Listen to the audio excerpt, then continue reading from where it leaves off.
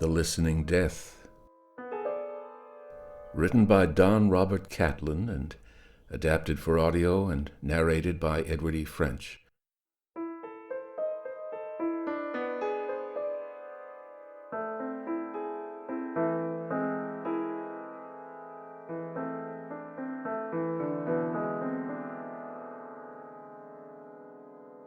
I performed a decompression operation. First trepanning the skull, making a circular hole and piercing it, I withdrew the precious contents of the pineal gland and also the cerebrospinal fluid. I had no opportunity for quite some time to make use of the stimulative serum thus obtained, but it was preserved carefully. And when I was later asked to operate on the brain of a man known for his dull-wittedness, I inoculated the patient with the serum. The operation was a splendid success, the results more than I had hoped for. Today that dull-witted fellow is amazing all who know him by displaying flashes of positive genius. But enough of that. After all, I had fallen short of that which I had set out to do. Delving farther, the speaker, Dr. Frank Whitley, broke off his discourse and surveyed the candidly puzzled features of his visitors. There were 3 of them, all men of the medical profession who had gained renown in surgery. Delving farther, continued Dr. Whitley, I have made certain discoveries which I shall shortly disclose. But before going into that, I wish to say a word by way of preface. As all of you know, I have more or less dropped active practice to devote my attention to experimental work. Settling himself comfortably in his chair, Dr. Whitley shot a quick glance at the others. Have you ever given thought to the fact that, were it possible to preserve the brains of our greatest inventors, savants, and statesmen, almost incalculable good might result in future years? That unborn generations might, in hours of greatest need, have at their disposal the marvelous intellects of history's supermen? It appears that the operation you have just described might solve that question, put in Dr. Reynolds. Whitley shook his head. Not so, he said, though at first I thought as you. No, the transplanting by inoculation of the pineal gland contents and the cerebrospinal fluid does nothing but impart a portion of the original intellect.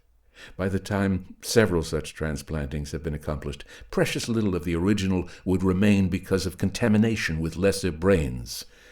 I will concede that this disclosure caused me to fear that my fondest hopes were not to be realized. Dr. Hazard, a white-haired surgeon of the old school, wagged his leonine head. I take it, then, that you've been working upon some scheme to preserve through the ages the brain power of our greatest men? You younger chaps are forever digging up something startling. But I shouldn't be downhearted if I were you. Your success in transferring the vital secretions of the brain should do much in treating the feeble-minded. That, obviously, will be the ultimate use of that particular operation, assented Whitley. But I am far from being downcast.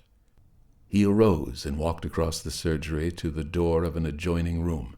In a moment he was wheeling an operating table into the presence of his colleagues. Upon the table lay a still, covered figure, which was, presumably, a cadaver. Dr. Whitley threw back the covering and disclosed the cold, white body. "Will you, gentlemen, be kind enough to examine this?" he asked, indicating the cadaver.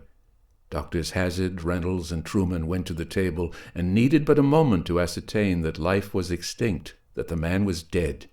Whitley nodded at their verdict. A trace of a smile appeared in the corners of his sensitive mouth, and his lean, pale face lit up. "Please be seated once more, gentlemen, and I beg you, be patient with me when I tell you that this body has lain just as it is now for more than 4 months." "Impossible!" ejaculated Hazard. Then, "I beg your pardon." "That's quite all right, Doctor," smiled Whitley. "To resume, then, the coherent trend of what I have been telling you. At the time of my greatest gloom over the failure of my brain secretion inoculation, a noted Egyptologist unearthed the tomb and body of a long-dead pharaoh. The association of ideas, preservation of body and preservation of brain, gave me further stimulation. Very well, then, I thought, since the preservation of brain alone was denied me, I should preserve the entire body. I determined to conquer the mystery of the ages, and I have done so.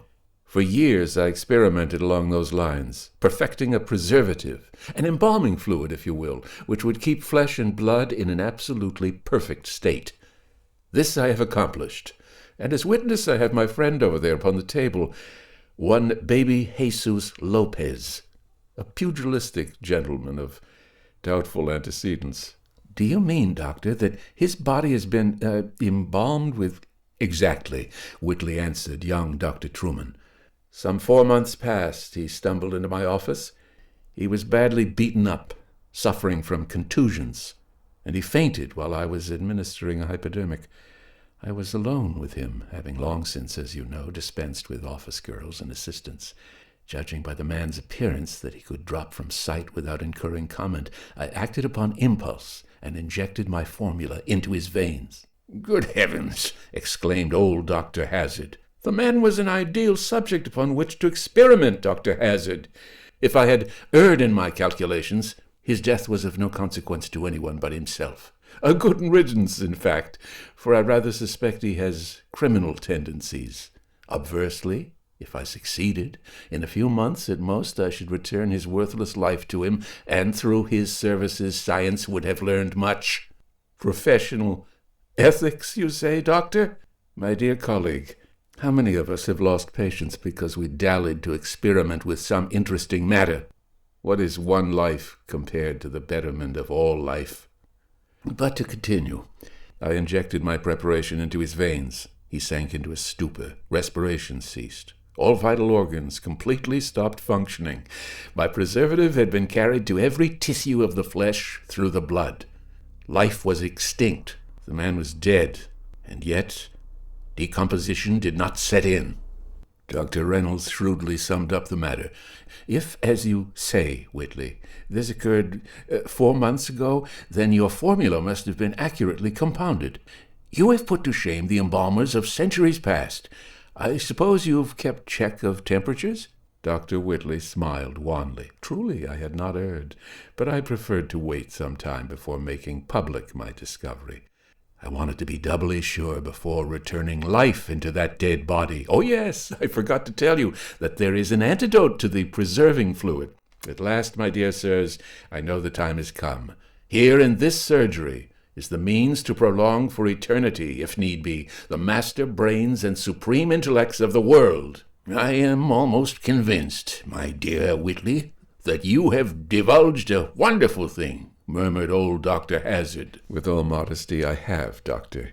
Presently, I shall restore to life that dead man upon the table, just as might be replaced upon earth, upon demand, any great man whose veins had been injected my formula. And let me say here and now, gentlemen, that as soon as I have revived baby Jesus Lopez, I shall refute once and for all time any accusations of fakery by submitting myself to an inoculation so that you may experiment upon my own body. Belief and positive knowledge are matters entirely at variance, and as I have the courage of my convictions, I demand that I be accorded an opportunity to demonstrate upon my own person the authenticity of my disclosures. There's hardly any need of that, smiled Dr. Reynolds. We all know that the man upon the table is dead, and if you bring him to life, there can hardly be any doubt but that you have performed a surgical miracle. But Dr. Whitley merely smiled. He wheeled the operating table to the center of the room. The preservative fluid, he went on as he prepared to administer the antidote, will be utterly destroyed by this second injection, which will eat through his veins, running rampant. Dr. Truman, youngest of the 4 surgeons, displayed unusual interest and animation. I'm not following you, Whitley. I'm way ahead of you. When the antidote has eaten up and destroyed the preservative, you use adrenal chloride. Dr. Whitley was sterilizing some instruments. Correct. He took time to answer, nodding his approval at the younger man. As we know, adrenal chloride is the most powerful and energetic heart stimulant known to science. With swift, sure fingers, he injected a solution of the antidote into the veins of the recumbent baby Jesus Lopez. Now, allowing exactly 3 minutes for the antidote to perform its function, We have the subject in the customary state following natural death. A solution of the suprarenal capsule. Interest growing in their eyes, the three surgeons watched with fascination as Dr. Whitley forced the powerful drug into the muscles of the dead man's heart. Then, as instruments clattered dully on the receiving tray, they sprang to Whitley's assistance. Deft hands massaged, kneading the cold flesh. Dr. Hazard looked up with a queer light in his eyes. "I'm wondering what this man will think when he finds himself here, after a lapse of 4 months." "Money will speak his language," laughed Dr. Whitley. Turning to the patient, he uttered an exclamation of satisfaction. "You will note that the pulse, the eyes are opening." And then, smiling down into the upturned face, "Feeling all right, old man? Your arm is hurting you?" "Legs too? That will cease in a moment." Whitley whirled to face his colleagues. "Are you satisfied?" "The thing is absurd, impossible, and yet," old Dr. Hazard gasped as he saw the supine figure twitching and moving about spasmodically. Dr. Whitley was helping the revived man to his feet. "There. I know that you are feeling rather shaky, Mr. Lopez. Just relax in this chair. Now, I must confess that I have taken the liberty to do some experimental work on your person, Mr. Lopez, and though I assure you that no ill effects will result, I feel that I not only owe you a debt of gratitude, but a monetary reward as well. I have here a release, written in legal form, from any and all claims you might hereafter bring against me, should you at any time feel that my unwarranted actions entitle you to redress under the law. If you will sign this release, I shall tender you $1,000 in cash." The ex-pugilist seemed in a daze. His eyes glazed over like some wild thing's, swept the circle of forms confronting him. A trembling hand passed over his face, and when he spoke, his voice was harsh and rasping. "You could give me them $1,000 before you change your mind." Dr. Whitley threw a quick glance at his colleagues. "That's fine, my man. Just sign here. And now Dr. Hazard and Dr. Reynolds will sign as witnesses." "Good." He folded the paper and placed it in his pocket, then handed the dazed man 10 $100 bills. "How are you feeling now?" The man was rubbing his arms. "Kind of numb, like I had the cramps or something," he rasped. "Kind of tingling all over, and I got a headache."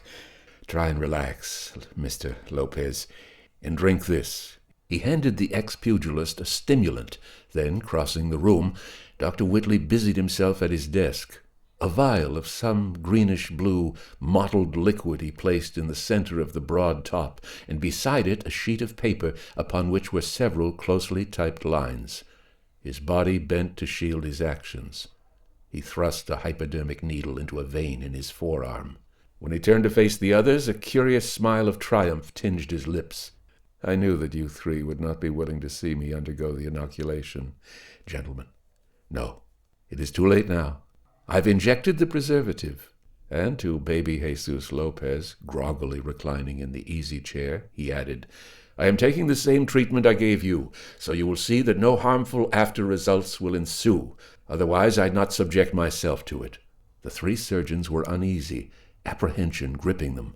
"But, doctor—" "I have only a very few minutes, gentlemen.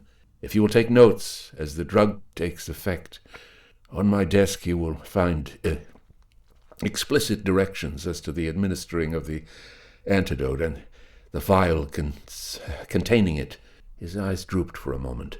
"A slow, creeping fire seems to be shrouding me." Again that curious smile of triumph tinged his lips. "The courage of my convictions, eh, gentlemen?" He shuddered. "Perhaps I'd best lie down, for a numbness has taken possession of me." Gentle hands aided him as he climbed to the operating table, and over the prostrate form Dr. Hazard's old eyes met the horrified ones of Dr. Reynolds. Whitley gave a little sigh. His body was convulsed. and then he lay quite still. Is he? Young Truman asked in a strained voice. Dr. Hazard bent above the body. As he straightened after making an examination, he nodded. Dead, he whispered. It was foolhardy of Whitley to undertake this, but please note that his voice dropped even lower. I'd forgotten the ex-pugilist, Lopez. Best get him out of the way if he has sufficiently recovered, eh? Dr. Reynolds turned. My God, his voice rang in the elder surgeon's ears. Put that vial back on the desk. Carefully. The others whirled, and to their horror, they saw that Lopez, lurching heavily to his feet, had advanced to the desk and taken up the container of the antidote. Don't drop that, man. Place it back. No, hand it to me. Lopez's features were twisted into a knowing leer. Not so fast. Get back, or I'll smash this on the floor. Try any funny stuff, and this hellish drug gets smeared from wall to wall. But you don't understand. The hell I don't. You doctor guys think you know it all. You figure I was just a poor dumb mutt. And maybe I am. But every dog has his day. And believe me, this is mine. He chuckled insanely, leering owlishly at the bewildered countenances of the three surgeons. The doc over there, indicating the still body of Dr. Whitley. He's having a hell of a time right now. And maybe I don't know it. Oh, you can't kid me, bozo. As Hazard would have spoken. I know all about the doc's shot in the arm. You see, old Chin Whiskers, there's one mistake the doc made in making his drug. It kills you, all right. Deader than hell. All but your brain. You can't feel. The doc stuck me with knives, and I guess I ought to know. You can't talk 'cause your body's dead. But your brain ain't dead, not by a long shot. You can think. And thinking and listening is all I've been doing for about 1,000,000 years. Maybe you doctors can explain that part of it. I don't know, and I don't care. But you can sure hear, all right. Get back or I'll smash this bottle. There. We can talk now. Yeah, I got a lot of talking to do. And while I'm talking, I know the doc over there is suffering the torments of hell. For he don't know what I'm gonna do with his precious drug. Maybe you guys think I'm crazy. And I guess I am. Let me tell you, I'm just crazy enough to send the doc down into the hell he had me in. Let me tell you, there ain't no torture in the world to compare with knowing that your body is dead. Dead! Dead! And laying there, thinking and listening. It didn't bother me so bad at first. I could hear the doc talking to himself, and putting two and two together, I figures out what he's aiming to do. I thought he'd bring me out of it right away. And then I heard him say he'd wait a few months. And then I'd listen for his voice, listen for his footsteps. Listen, listen, always listening. Today's the day, I tell myself. And then I'd hear the doc leaving me all alone again, alone with the demons of hell, of torment. I'd try to yell, try to make him hear me, try to move. Santa Maria! Then I'd realize that I was dead, that my heart wasn't beating. The horror of it. Just to lie there, a dead man, thinking and listening. Was it daytime or night? I didn't know. Only when the doc came, I knew it was day. But it would be months and years before I heard him again. I could think of 1,000,000 things happening to him. He'd been in an accident, got killed, and there I was, with 1,000,000,000 centuries ahead of me, centuries of thinking and listening. A dead man! You think I'm Bughouse? I can tell you every word you guys said after you come in the office. It's a wonder I ain't plain nutty after what I've been through. I promised myself that if I ever got back to life again, I was gonna kill the doc. That's the only pleasant thing I had to think about. I figured out more ways of torturing and killing him than man ever thought of before. To hurt him, to tear him apart with my hands, to make his agony last as long as I could before I checked him out. God, how I was gonna laugh as he died. And now my time's come, only different than I figured. I heard the doc offer to take that shot himself, and I knew he meant to do it, to prove he wasn't faking. So I lays low, takes his money, and keeps my mouth shut until he passes out. Now I've got the whip hand. I've got his drug, and there ain't no more of it, and there ain't no written directions how to make it. I'm gonna take this stuff with me, and if any of you guys tries to stop me, it goes smash on the floor. Maybe I'll bring it back someday. Terrified at the culmination of Dr. Whitley's weird experiment, yet daring not to move, daring not to attempt retrieval of the precious antidote, the three surgeons watched the ex-pugilist walk to the door and open it. From now on, the doc can do a little thinking and listening for himself. There ain't nothing gonna interrupt him. And the crazed man chuckled at his own jibe. He can do just what I did. He can listen for me to come back with his drug. Maybe I'll come. Maybe I won't.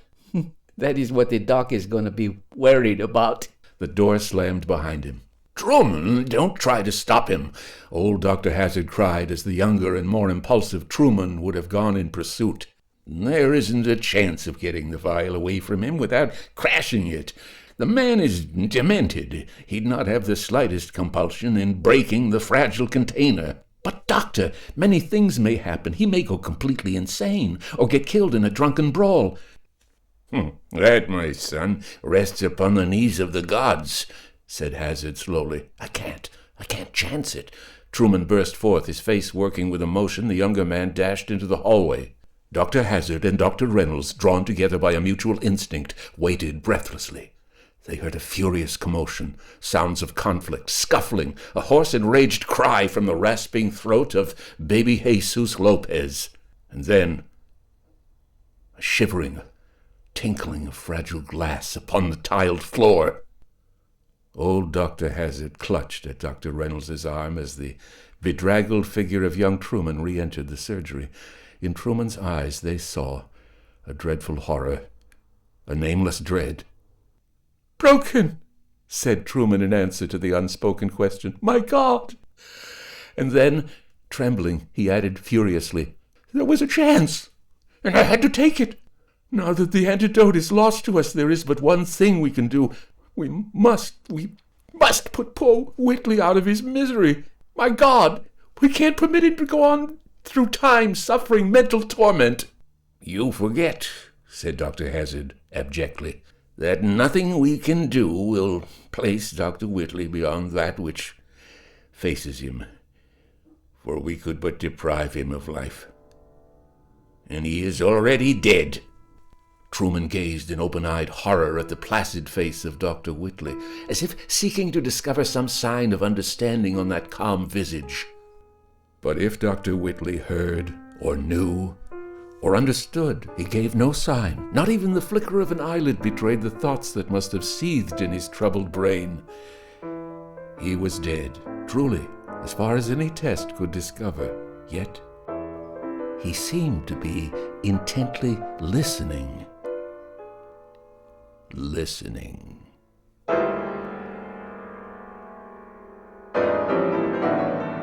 The end of The Listening Death. Written by Don Robert Catlin and adapted for audio and narrated by Edward E. French. The Listening Death originally appeared in Weird Tales magazine, Volume 9, Number 5, 1927. That's going to put the cork back in the bottle for another edition of Fiction Fantastique. I'll be back again next week with another one. The email address for this program is edwardfrench06@hotmail.com.